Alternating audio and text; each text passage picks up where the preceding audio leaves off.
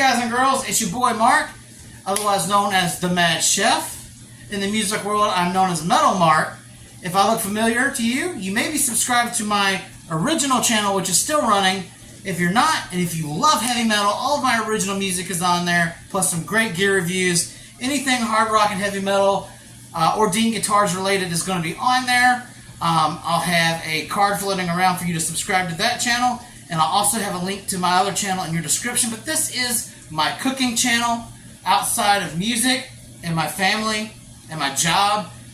My next biggest passion in life is cooking. I'm a celebrated home cook. I cook for my friends and my family. And I welcome you to my kitchen, and thank you for joining me as I launch my brand new channel. Unfortunately, this was not supposed to be the pilot to my channel, but I unfortunately lost a few of my videos, including the original pilot, but I will be re-recording them for you because I believe very strongly in what I do. And tonight, we are going to launch my brand new channel off with one of my absolute favorite segments called Weeknight Gourmet. And this is where I show you just how easy it can be to have a restaurant quality meal at home on any given weeknight in 35 minutes or less. And tonight's meal is going to be a delicious, savory, juicy, herb-crusted pork loin and garlic mashed potatoes. So it takes about 35 minutes to make, so let's cut the talking and get to prep. Alright, so let's talk prep. A lot of people are crazy about chicken. A lot of people are crazy about beef and seafood. Don't get me wrong, those are great, but I'm a pork guy. I think pork is a very under-celebrated and very tasty protein. It's easy to cook. It's also versatile. And again, I just love pork. So in front of you guys, we have a pork tenderloin. I like to get the kind that comes in 2 pieces because I like to make meals during the week like tonight that last a couple meals. And so what we're going to do now is we're going to give it a couple glugs of really good olive oil.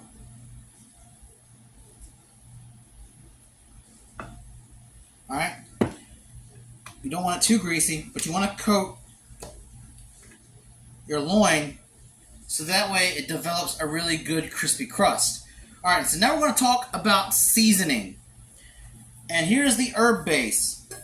And most of these things can be found in pretty much anyone's pantry, I would think. So in this container, I have the herbs that are going to season this pork loin and become a crust. In this seasoning mix, I have 1 teaspoon of kosher salt, 1 teaspoon of ground black pepper.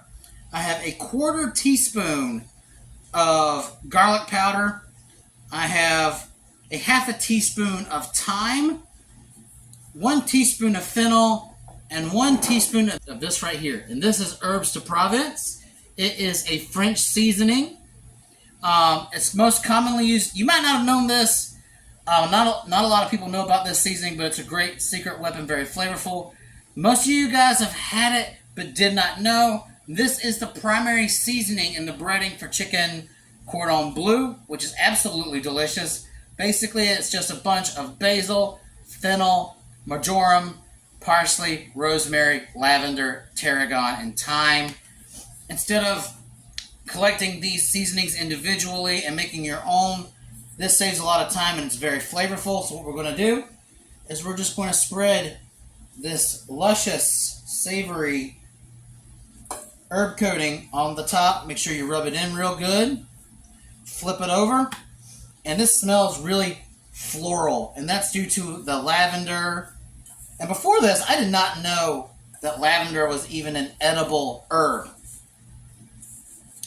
But it tastes delicious. All those seasonings together combined is what makes that incredibly savory, almost sweet at times seasoning. It gives another dimension to this. And also, a 1/2 teaspoon of ground mustard is also in this as well. Mustard is good on pork. It helps tenderize the loin, helps get some of the juices drawn in, and makes it tasty. Now all we're going to do is pop this in the oven on 500 degrees Fahrenheit for 35 minutes because no meat ever has gotten a crust on 350. Alright, and while that's in the oven, roasting off, we're going to be concentrating on our mashed potatoes. On high heat, I have a pot of hot water with some kosher salt in it. And this right here is about roughly, it's about 6 roughly medium-sized red potatoes, quartered. The reason I quarter them is so that they can boil more quickly and get soft more quickly. You can use whatever potatoes you want. If you like russets, use russets. Yellow potatoes, that's also fine.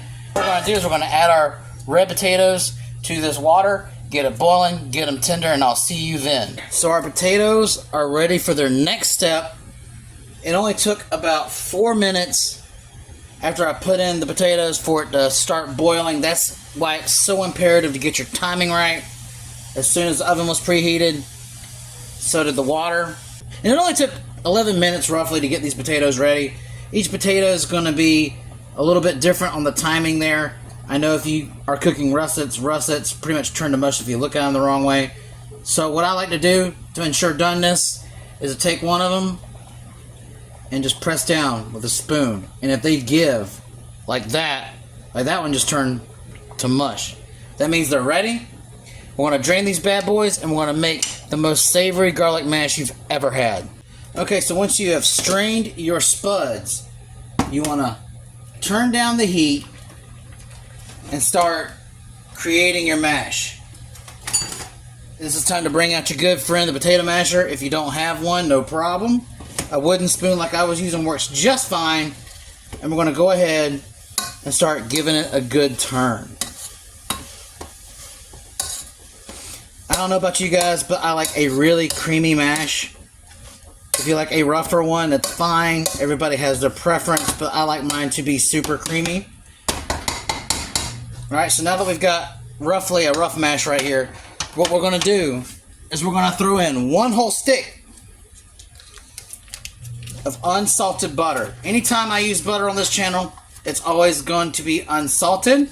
That's just my preference. But to me, all your seasoning should come from, you know, what you put into it. Butter doesn't necessarily have to be salted. Alright, and we're just going to mix this whole stick of butter. Keep in mind, I just turned the stove down to medium heat to prevent anything from burning.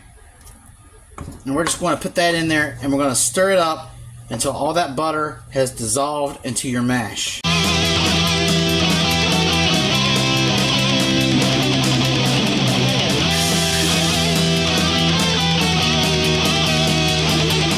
Alright, now that the butter is mostly dissolved, you're going to add in your seasoning. And this container is 1 teaspoon of kosher salt, 2 teaspoons of black pepper.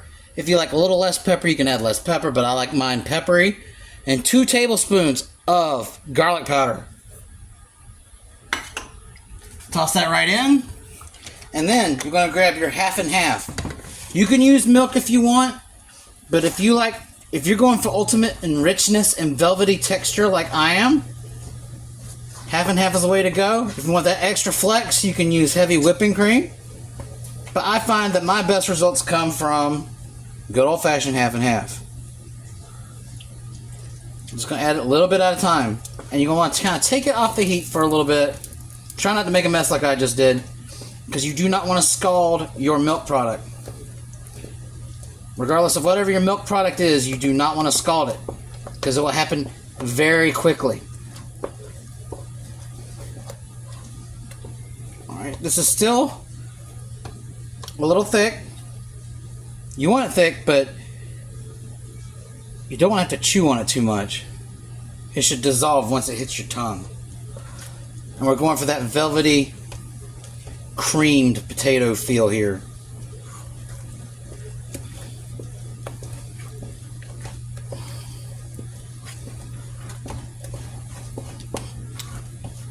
And I think I'm just going to add 1 last dash of half and half.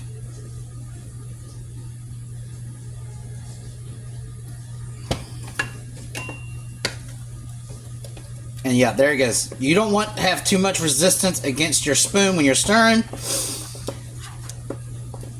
Once you get it to an easy cream, just like this, that's how you know your potatoes are done. You don't want it runny, but you don't want to fight your potatoes either. You're looking for a creamy consistency, just as I have here. Alright, that being said, we have 4.5 minutes left on our pork. Let's get this off the heat, and let's clean up our mess and get ready for serving. Alright guys and girls, 35 minutes is up and this is what we have. And would you look at that? Look at that right there. You want to hold it a little more still. Look at the beautiful browning on the edges of the pork. You can see the crispness of the herbs as they've been roasted in that pan for 35 minutes. This is absolutely cooked to perfection. So we're going to let this guy sit for about 5 minutes to let the juices settle. I want to cut into it and serve it. And guys, it smells amazing in the house. Alright, so it's been 5 minutes. So now we're going to carve this sucker up and start plating. And this should cut really easily. Again, no resistance at all. Let me get you guys a good piece here to look at.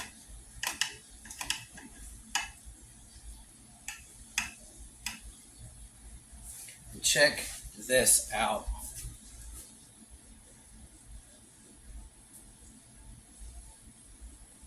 Perfectly cooked on the outside, absolutely juicy on the inside. I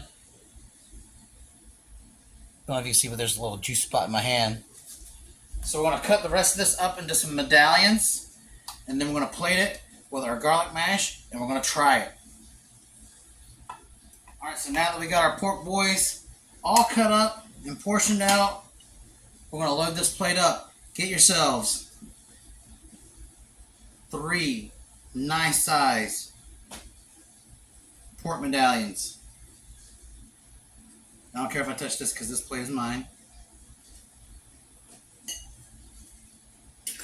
And then get a heaping scoop of your garlic mashed potatoes.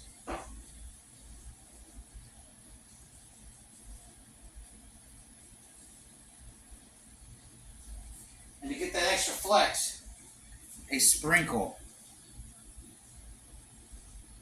of fresh parsley. Like that, dinner is served. One thing left to do, and that's to try it.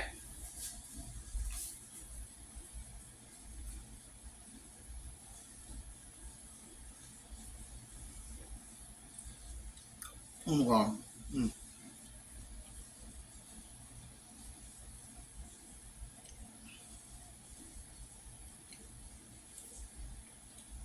Perfectly moist and tender. Absolutely juicy. Let me show you just how juicy this pork is. Juice can footage.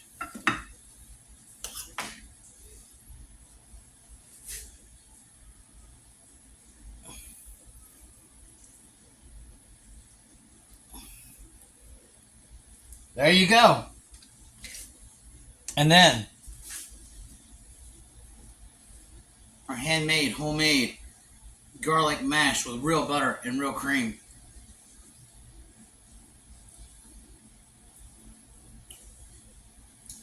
Knockout hit. My family loves it. Your family will love it. And hopefully this gives you a new option for dinner during the week. 35 minutes and you can have a meal like this done after work any given day. That's why we call it Weeknight Gourmet.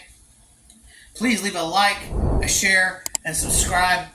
Guys, I'll be making more videos for you all.